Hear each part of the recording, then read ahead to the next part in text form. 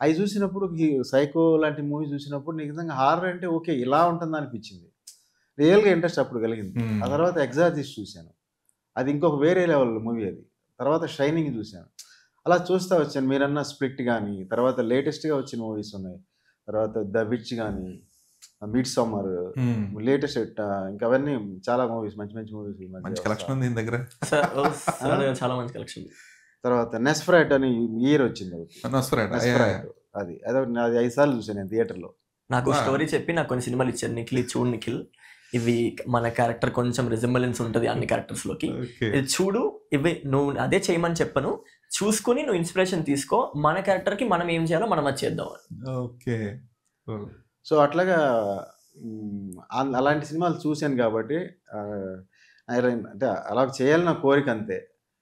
అంత డీప్ నాకు డిజైర్ ఉండేది ఒక హారర్ మూవీ చేయాలని.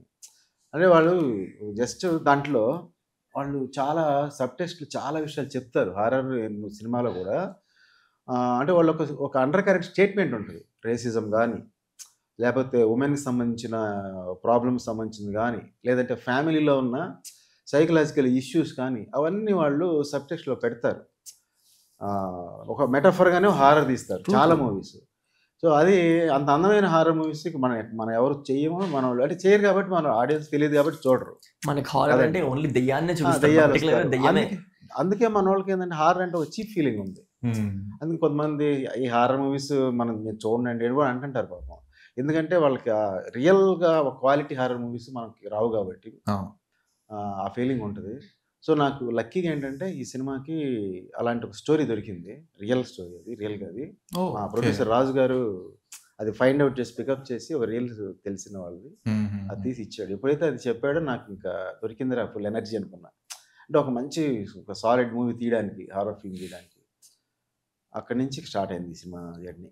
మీరు బ్రేకప్ సినిమా తీసే టైంకో లేదంటే ఆ తర్వాత మీరు చేసిన సినిమాలకి టైంకి ఆ క ఆహ్, ఈ వెస్టర్న్ మూవీస్ లేదంటే హాలీవుడ్ ఫిల్మ్స్ మీద జనాలకున్న అభిప్రాయం వేరు. హ్మ్. ఎందుకంటే చూడడం తక్కువ. ఆ! బట్ ఇప్పుడు ఈ పోస్ట్ కోవిడ్ తర్వాత అందరూ ఎగ్జాక్ట్‌లీ. అన్ని రకాల సినిమాలు చూస్తా ఉన్నారు.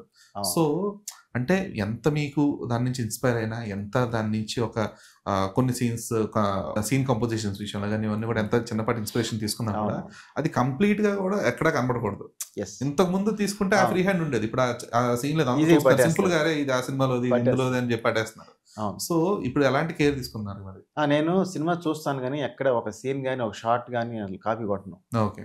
అంటే ఆ సినిమాలు చూసి ఎంజాయ్ చేసి అబ్జర్వ్ చేసుకుంటానంతే. హ్మ్. అది నాకు లోపల సిస్టమ్‌లో ఉండిపోద్దంతే.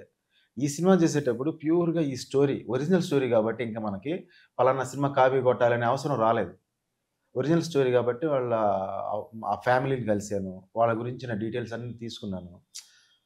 అంటే వాళ్ళు ఎవ్వరికీ చెప్పని కొన్ని కొన్ని డీటెయిల్స్. వాళ్ళకి కూడా కొన్ని కొన్ని అర్థం కావు. అవన్నీ నేను కొంత రిసర్చ్ చేశాను. మెడికల్‌గాను తర్వాత ఈ స్పిరిచ్యువల్ పీపుల్‌ని కూడా కలిసాను.